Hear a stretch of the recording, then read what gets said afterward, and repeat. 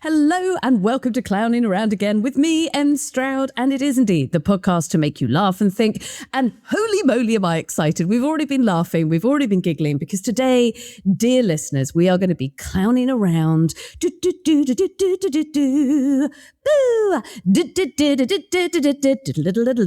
we're going to be clowning around visibility. Oh yes, with the most amazing, the most delectable Tanya Spencer. Hello, lovely soul. With jazz hands. Oh, it's got to be a bit of jazz hands. I like that.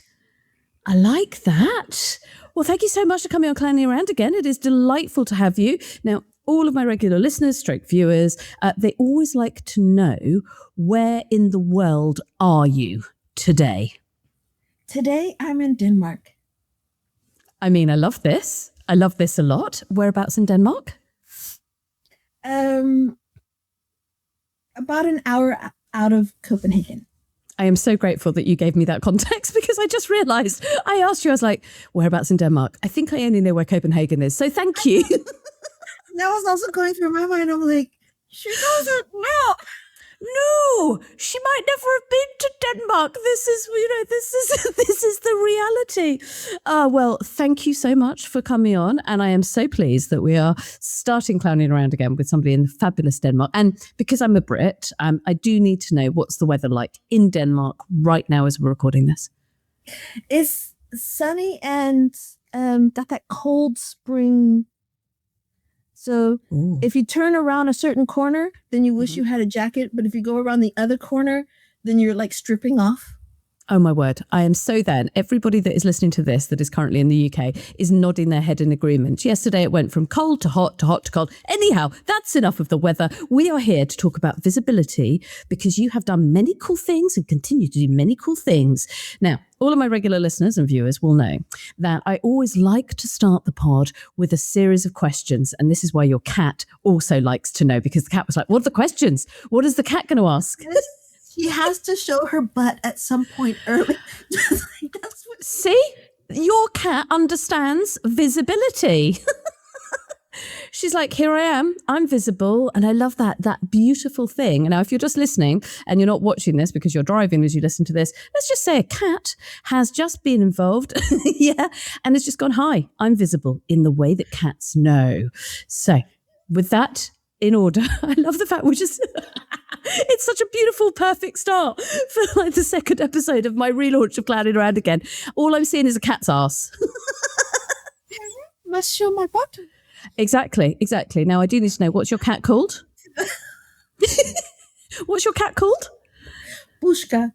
Oh, I love that. Bushka, as in babushka, babushka, babushka. Aye. From that? More that when she gets hungry, I think of her having like an attitude of a Russian French person, of just like, feed me.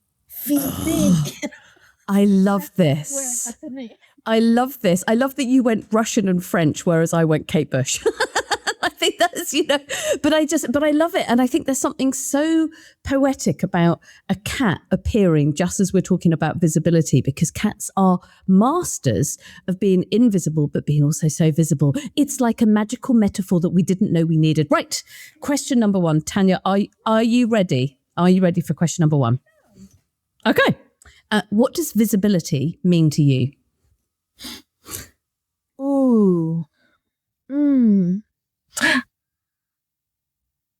I use a word called badassery, and I spell it in a weird way because my spelling is a bit weird, but and that's just owning yourself, being grounded in who you are, letting that radiate, having the confidence of just like, this is me, quirks and all, intelligence, humor, whatever it is, right? The things that make you you. And visibility is the outcome of that, of just, I show myself. I stand my ground. I am here. I am competent. I can question things, but it doesn't mean I question me. Like, I don't question my core. I might question like, oh, did I have good timing, or could I have said it better? But I don't question who I am and what I stand for.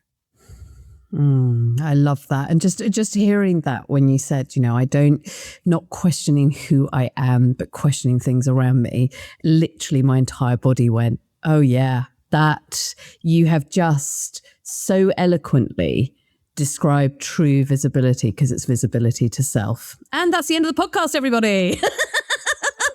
Thank you. No. I'm jesting. It was like, wow, she got good. First question. We've only got another 9 to go. This is, might be the quickest podcast known to man. I love that. I really, really love that. So turning it on its head, as I like to do. What song is Visibility? Oh, woman, you should have prepared me for that. I don't know. I don't. Oh my goodness. What song is I normally, you know what I'm really bad at remembering names of songs, but I'll just start singing. So why don't we just make up a song? I am invisible. Oh. I mean, what it sounds like is that you've just changed Christina Aguilera of Beautiful to I Am Visible, and it kind of worked. So now whenever I hear I am beautiful, I'm now going to have Tanya in my head going, I am visible no matter what they say. Huh? I mean, I think straight away, I think I'm going to have to get in touch with Christina Aguilera and say, I think you need to rewrite Beautiful and just recreate it and call it Visible based upon Tanya and Em's conversation. Oh, I love it. I love it. Now, of course, regular listeners will know that I'm clowning around. I always ask what song, whatever topic is we're clowning around, because I've created a clowning around playlist on Spotify. So obviously you get all these absolutely eclectic songs. And because we have just made that song up, I am going to give a nod to Beautiful, and I will put Christina Aguilera Beautiful on there as that one. Okay. Very good. Very good. There's a song I was just listening to before this. Go on. It's I think it's one of these AI songs. I don't know. But it's called Powerhouse Woman. Okay. I mean, that got me in the that got you in the thing. Okay, I don't know Powerhouse Woman, but I'm also going to put that on the playlist because we are allowed to, because it's my podcast and we can make up the rules because there aren't any. Very good. Question number 3, not that anyone's counting. If visibility was a country, what country would it be? Mia Stan. No extra words are needed. I love that. I love the fact that it's a stan and it's got the word me in it. And I just think that is just so beautiful. Who makes you think of visibility? Who makes you think of visibility? You mean besides myself? Yeah. Okay, then. Because not just, it's just, again, it's that ownership, right? Of being so grounded. So there are, I think, kind of typical icons of Michelle Obama, Oprah Winfrey, just Oprah. We all know. Women who,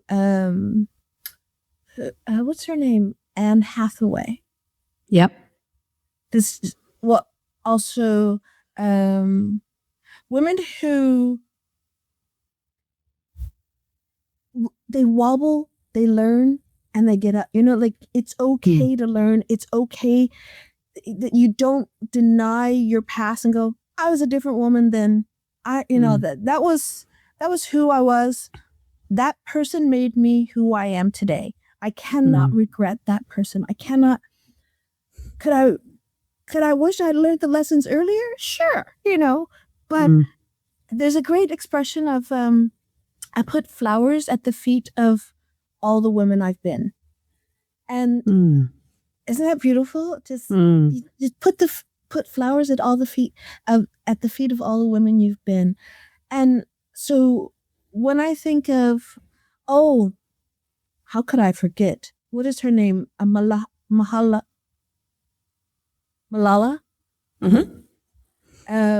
Just that kind of I was listening to her part of her UN speech recently, and again that thing of I don't need to apologize. No, I don't need. I won't apologize for who I am. Mm. Right? And that you've got to adjust, Yeah.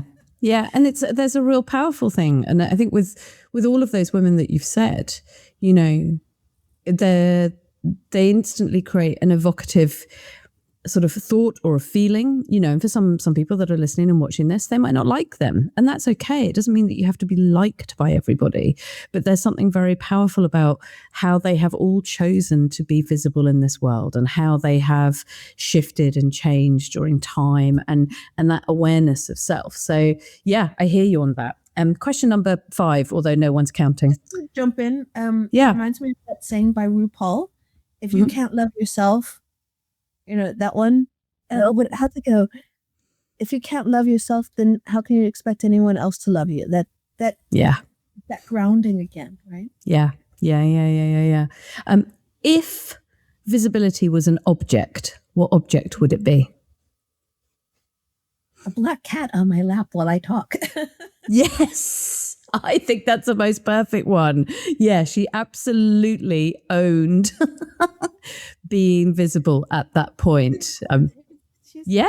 She's still there, just making herself visible in her own beautiful way. How do you play? Play? How do you play? Play? I'm really good at being me, and I do it all day long.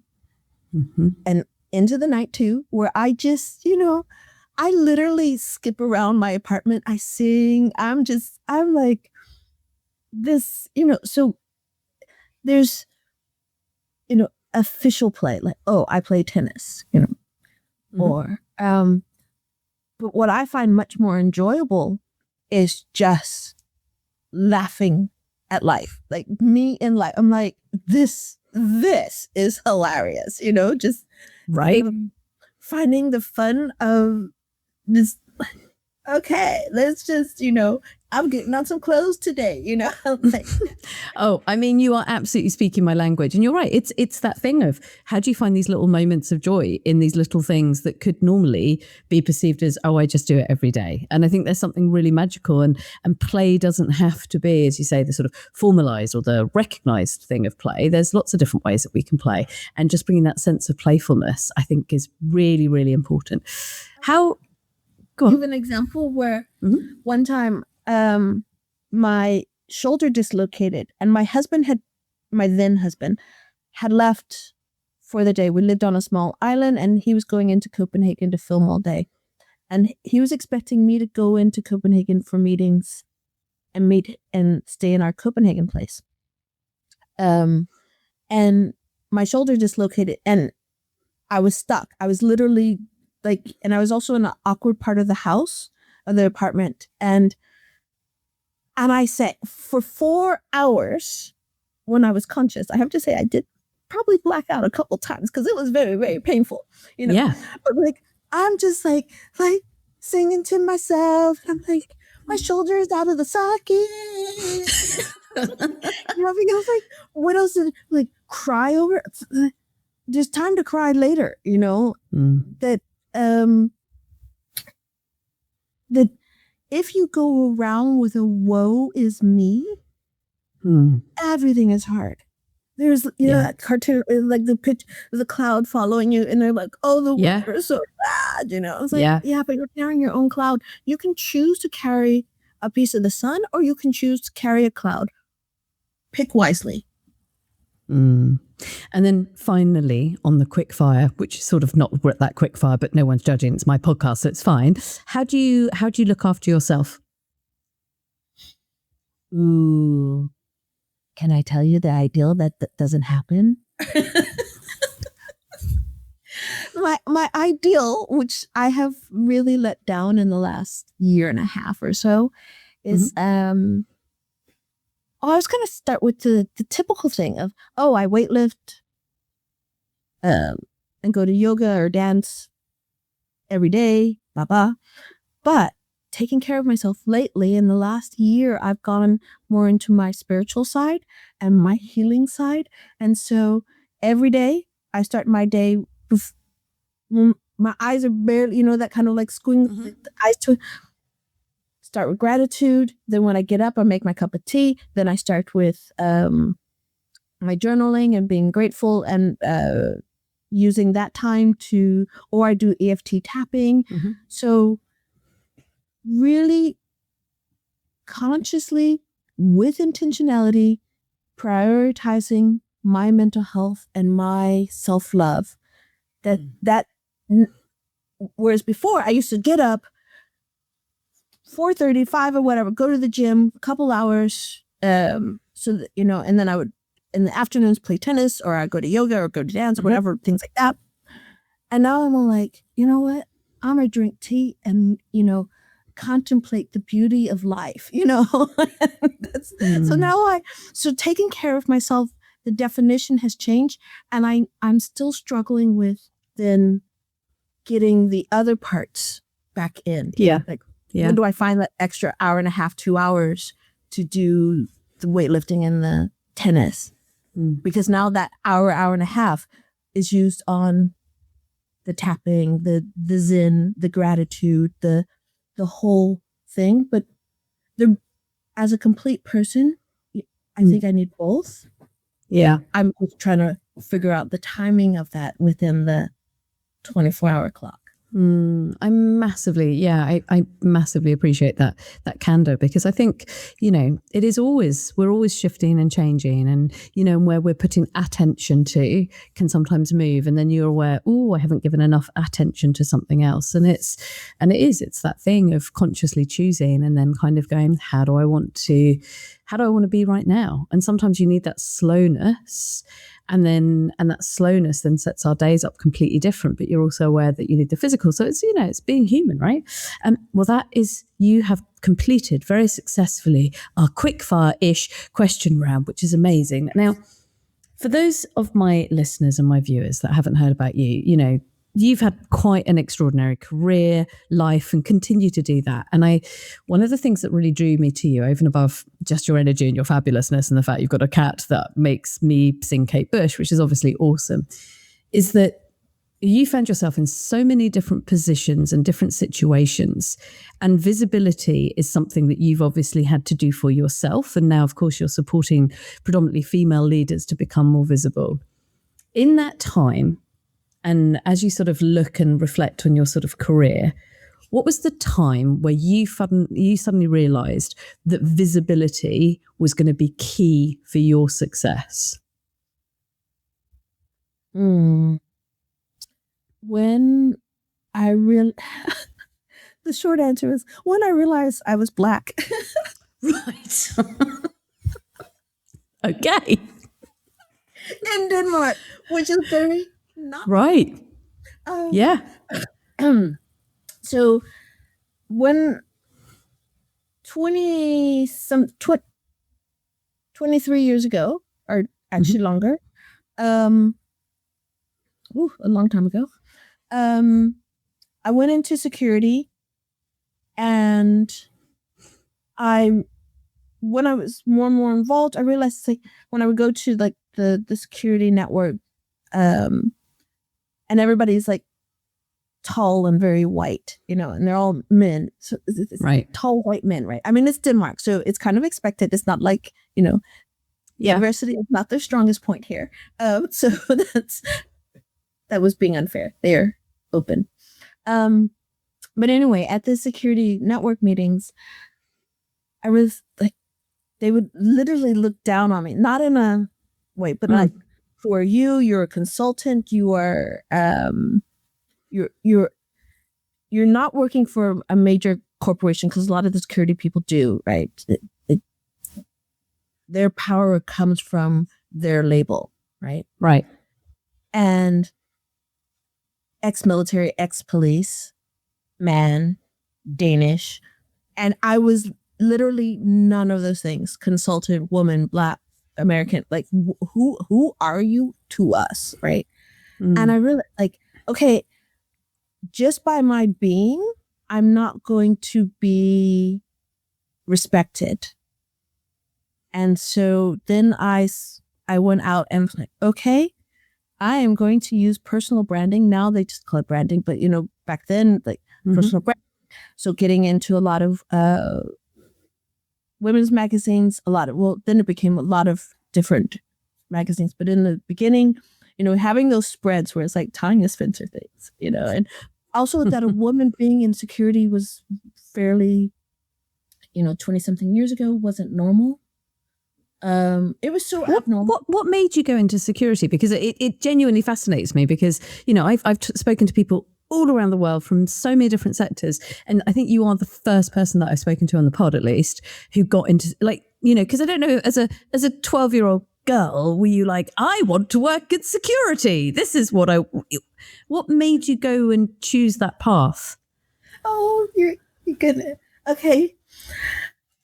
There was a really, really, I was in human rights. Okay. And I always would start my workouts, my workshops and say, a lot of people in security are ex-military, ex-police, but I come from human rights and I'm still for human rights. That security for me is a human right. You should be able to go from here to there and not get raped or killed or maimed. I'm thinking that's kind of the minimum, That seems like a fair, good reason. I'm with you on that one. I know, right? And so, what happened was I was a human rights monitor in Serbia during the war in Yugoslavia, and I was in Kosovo, and I got taken in by the police and interrogated for like 5 or so hours, and then I was kicked out of the country. And that wasn't even the bad part. Like because I was doing human rights work, they got my notebook, all of my contacts, all of my everybody. So the people whose rights I was trying to, tell Amnesty and tell Human Rights Watch about, because they didn't have a local presence. We were the local presence. And so I was setting up this office. So I didn't have like a team. I was alone. I had a new colleague. He had just come in like a week before. And so it was like the worst of all the worst things. And so everyone in my contact book got tortured or house arrested or like things, and I knew what the police were capable of because I was monitoring them. I was going to people, seeing the cigarette burns and the things, right? And then I went to an international training on nonviolence. And I was so upset by the situation. And this training was like the theory of nonviolence. And I was like, why aren't we doing something practical? Why aren't we looking at nonviolence in a very violent situation? So I convinced the leaders, the facilitators, to let me do a 12-hour role play in the middle of their workshop. The next week they hired me. Well, I was also countryless at the time because I'd been kicked out, right? But they hired me and they were like, you're right, we need this. And so then I started to be one of the main trainers for Peace Brigades International and other human rights organizations. So security from the perspective of, we don't have resources, so we have to find another way to think about security. And that background ended up being my strength because at the time, everyone, ex-military, ex-police, we toughen up the targets, right? We make the walls higher, we put stuff at the top of the fence or whatever. I'm like, yeah, but I was going to say motherfuckers, but if the staff, if some motherfucker like open up the gate, it doesn't matter how much barbed wire you got up there if you haven't talked to people about why security is important to them, what is their role in this, what is their responsibility, why do these rules exist? And so I came from security from a completely different way. And so that actually became a huge strength. So in the beginning, people were like looking down, like, who are you? And, you don't have this background. I'm like, yeah, but I can talk to people. And that is a bigger strength when you're surrounded by a mob, or you're like, I have convinced security, like being at a checkpoint in a country and convincing them, like I convinced people that like, you know what? And like, I'll have people like, I've been attacked. In Serbia, one time I was attacked and the guy was hitting me. And then by the end, I had him shaking my hand and he was like, thank you. You know, like being able to do that is a skill set that has nothing to do with the hardening of the target. It is the I hate this word, soft skills of how do I interact with another human who wants to hurt me. And when you think of that, I so am, because, you know, there's so many things, like, you know, going back to your very sort of first answer in terms of visibility comes from self, you know, and being okay with who you are. That sense of you is something that throughout those different experiences, and I know, sort of having read your biography, you know, you've been in various different places around the world and challenges and things, actually does enable you to, what it feels like is that you have this certainty and security within you. And so therefore you can engage with different audiences, to use my parlance, right? You know, regardless of where they are, regardless whether they're tall, white Danish men from a security, you know, from an army background, or whether you're talking to somebody in Serbia, or if you're talking to a clown in the UK, right? You can create rapport, and it's that ability to engage with others, which then enables your visibility to be truthful, and so therefore for you to be seen. Is that fair? Yeah, beautiful. You know, what you were saying made me think of a willow, right? That it can bend in the wind, but it's not uprooted. That's so true. And I think quite often we miss the cues and the learnings from nature. And you're right, there's something very powerful about that kind of tree and how it can, as you say, it can shift, but it's still very secure. And I think, you know, if we sort of fast forward to sort of more recent of your work and things, you know, you spend a lot of time working with awesome women and helping them become more visible. Why do you think so many people, and I don't think it's just women, though I do think women, if we were to generalize, I do think women struggle with this more than most men, but there are definitely men that struggle with this. But why do you think women, what's been your experience of what's underneath? You know, why do they not have those strong roots when it comes down to that visibility? Where do you think that comes from? Society. This is that. Not too big an answer then. But yeah, you're right. Yeah. Yeah. Think of, and what amazes me is that whenever I meet different women from various countries, they're like, oh, Indian women are taught like this. I'm like, have you not met American women? Like, or British women? Oh, we're the, you know, everybody is like, we're the ones that, you know, our culture is telling us like this. And this is me just being inside of my culture. I'm like, no, when it's like more than a handful, this is a phenomenon in which women have been raised to undervalue themselves. And if you, I was coaching someone yesterday where I gave I talk in pictures, right? And I was giving the analogy of trying to take off on the sand. Sure, you can run in the sand, but if all your energy is just moving that sand as opposed to running on concrete, right? And so when we undermine ourselves, after a while, we don't need other people. We're doing it so well ourselves. Like, I'm so good at keeping me down. You know what I mean? Like, oh, I keep myself down. You know, like there's something where we, oh, I shouldn't brag. Well, you know what? Joe Snow just did, and guess is being promoted. Or I need to think about everybody else before myself. And I'm like, yeah, have you not heard of that oxygen mask example. I mean, there's so many ways in which we are trained. And I would love to change the global culture. I'm not going for that. I'm just going for like changing the individuals and being conscious of that. So I can choose, again, that choice thing. I can choose when I want to be like this or like that, but I'm making a choice instead of like, oh, I don't know. You know what I, like.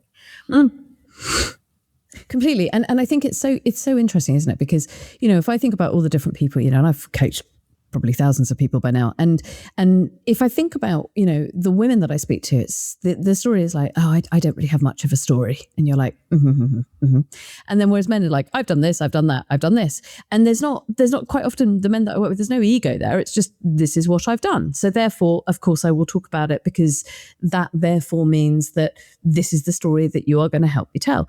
And you're right. This sort of conditioning that I think women do experience in terms of, oh yeah, but I'm not that interesting, or I'm not that. Now, I'm in no way suggesting that everybody has to become a public speaker or do performances like I do. I'm not suggesting that. We all make our marks in different ways. But what I really do witness is that some of the most powerful people, full stop, come from that place where it's like, as you said at the start, they're grounded. They are who they are, and therefore they make the waves in the right way for them. And it's that conscious choice of not swallowing oneself down. I better not speak up in case I'm too much, to this, to that. And I know when I'm standing up and doing talks, one of the things if I'm doing a talk in front of a room of women, it's quite often when I'm like, how many of you have held yourself back because you think you're too loud, too quiet, too shy, too short, too tall, to fill in the gaps, right? And you literally see everybody's head nodding. And that's the piece. And that's why I really wanted to talk to you about visibility in particular, because I think underneath what I'm hearing from all of your wisdom so far is that it's a conscious choice about when do you make yourself, where do you put yourself, where do you put your energy, and not minimize you. Is that fair? Yeah. That whole, I call it kind of erasing. How sometimes it's like, oh, I'm so sorry. Oh, I didn't mean to. Oh, I'm sorry. And then I'm like, you're literally erasing your presence. Just take it, erase that edge. Well, now we have a new edge. Oh, got to erase that edge, And if you do that enough, then you are apologizing for your core, for your essence. And that is a dangerous place, because there's no worth in that. Then you're oh, I'm sorry for taking up the air that you're breathing. Like, that's a very slippery slope to go down. And that's what someday I'm like you're saying, I am not saying that you have to like scream on top of the roof, but at least don't erase who you are and what your value, and you are valuable. Well, I didn't win the Nobel Peace Prize while baking a perfect cake. Like, well, Yeah. Why is that the standard? Why is that the... Yeah. So if somebody... Yeah, absolutely. Yeah, me too. I mean, I've seen so many awesome people, and in particular women who just pull themselves back. And it's like, no, be visible. And I think it's that thing also of, well, I'll wait until when I have done this, then I will be enough to then go forward and be really visible when I've done this. And it's like, you already are, in all of the most imperfect, perfect way that you are, So if somebody was listening to this and they were like, all right, Tanya, all right, Em, I hear you. Okay, I need to be a little bit more visible. I've got it. I get it. It's about grounding. It's about doing all of those things, about me being me. What would be one simple thing that they could think about or do that will help them, in essence, shine in their own magnificence?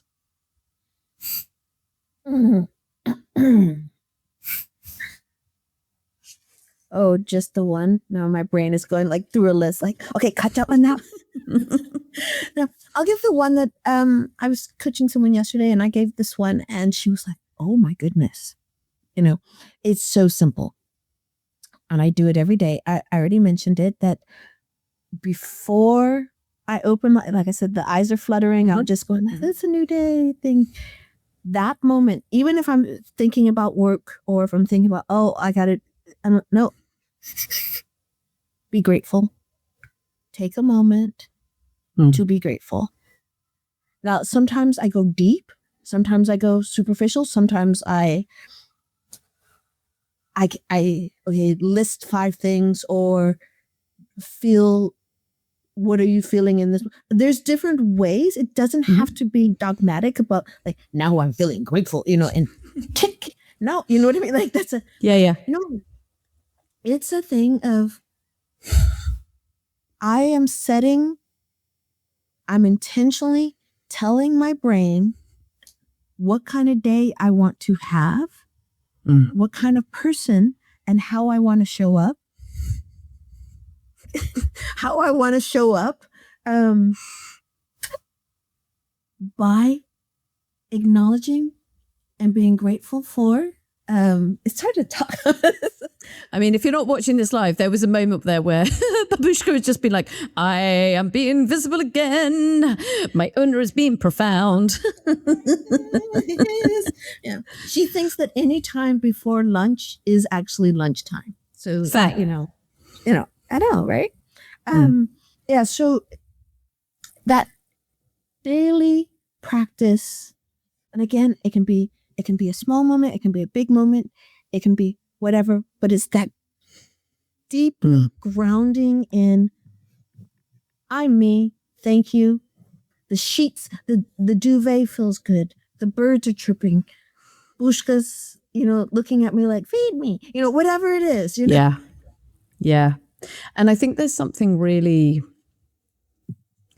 genuinely really powerful about that. In order to increase your own visibility, whatever that might mean to whoever's listening and watching, there's something about, by allowing yourself to go in and paying attention, actually what that does is then gives you that beat to then go, from here, I can then choose.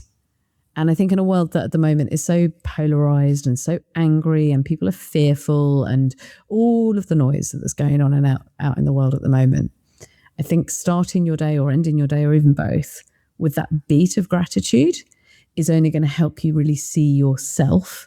And if you can see yourself, then you can be kind to yourself. And if you can be kind to yourself, then it is far more likely that you can be visible in whatever way you want to go.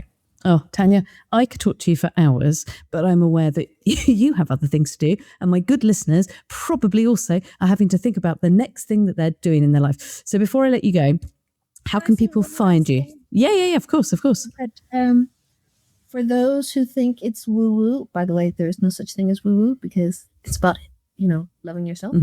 But there is the neuroscience part of it, that it is, I don't remember which chemical it's letting off. So you can choose between a stress chemical in your brain or a calming, beautiful chemical.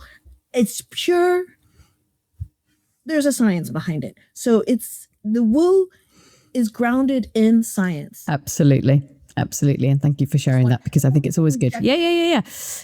And they go like, oh, we can't, no, that's not for, no. It's all rooted in science.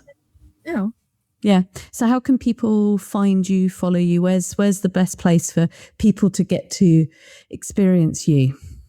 Ooh, I like that. LinkedIn the most. Okay.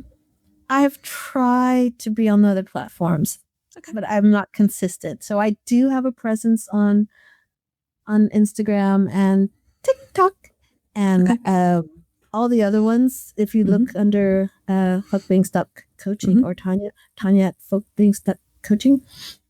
But I'm not consistent there. LinkedIn, I am every day. Consistent. Okie dokie. So I will make sure, well, when I say I, my fabulous team will make sure that the links so that you can find everything to do with Tanya and her beautiful world and all of her different experiences and everything that you do.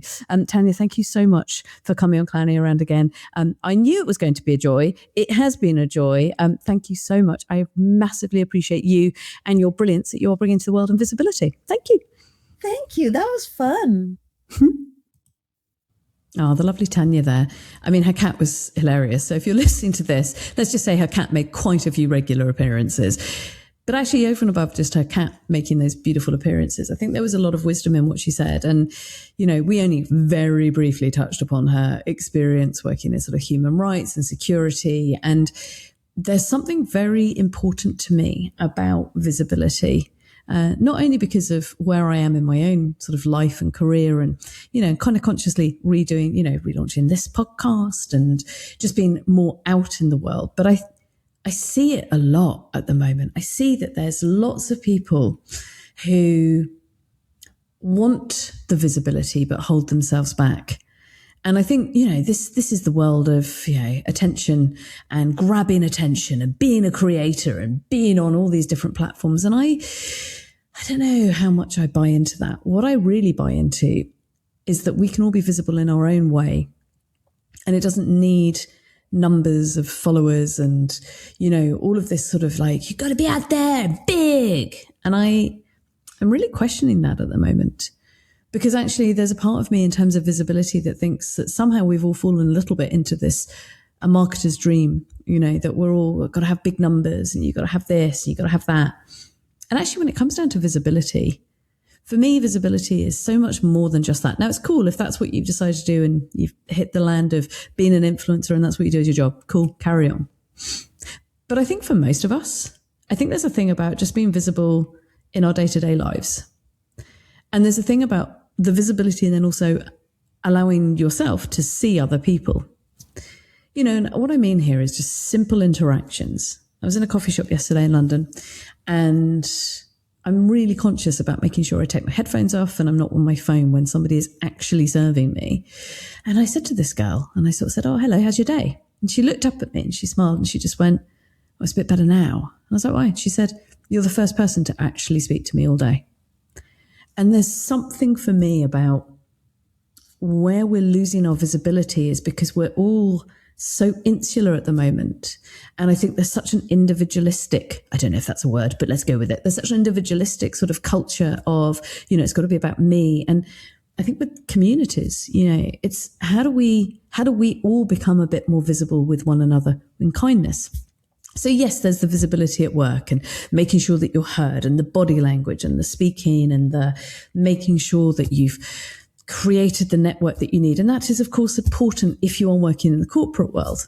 But if you're not working in the corporate world, because strangely enough, not everybody works in the corporate world, visibility can be an engagement with your client. One of my nephews is a builder. And he's very visible with his clients because he's in people's houses. So how he shows up respectfully and with kindness is a thing of visibility. Or if you take it to how do we see others to make sure that they feel like they're visible? You know, for those of us that do, and if you're listening to this, I'm assuming that you're probably quite interested in personal development and leadership. And I mean, self-leadership here. You don't necessarily have to have a team, but self-leadership. It's this whole idea of, you know, if we're not seeing others around us, then it's going to be harder for us to see ourselves. I think there's something to be said. And like Tanya said, it's that thing of going, this is who I am. And I'm okay with that. And then I'm going to go out in the world being who I am. And not everyone's going to like me. Not everybody's going to engage with me. And that's okay. But actually, if I'm coming at that place from kindness and I see other people and I nod or I smile at them, actually that helps people feel seen. And surely in this world where, you know, we've got an epidemic of loneliness at the moment, haven't we? And surely one of the antidotes, I nearly said anecdotes, but I always get those words mixed up. Hi, dyslexic clown here. You know, but it is that connection. You know, it's that connection of smiling at people. It's that connection of going, I see you. And every time you see someone else, there's a little part of you that recognizes that they've probably seen you too. So I'll leave this with you just to ponder in terms of how visible do you let yourself be in the way that is kind and fair to you. And just to echo what Tanya said, you know, that practice of gratitude is one of the quickest ways, for sure, of making sure that you're seeing what you are doing, as opposed to only paying attention to what you're not doing. So there you go. There's another episode of Clowning Around with me, Em Stroud. This is indeed the podcast to make you laugh and think. And if you've enjoyed this episode, or if you just watched this clip or whatever, then do please like and share it, because you know that is a beautiful thing and I'll be eternally grateful to you. So yes, I have some of the most unbelievable people lined up for you. I'm so excited that I'm doing this again. Honestly, I've got awesome people from the business world. I've got awesome people from the creative world. Basically, I've got loads of awesome people. So stick around if you enjoy, well, laughing and thinking a bit with kindness. All right, have a really good week, and do make sure that this week you find a little bit of time to laugh, think, and indeed play, because you know it will make you feel better. Catch you next week. Take care. Bye.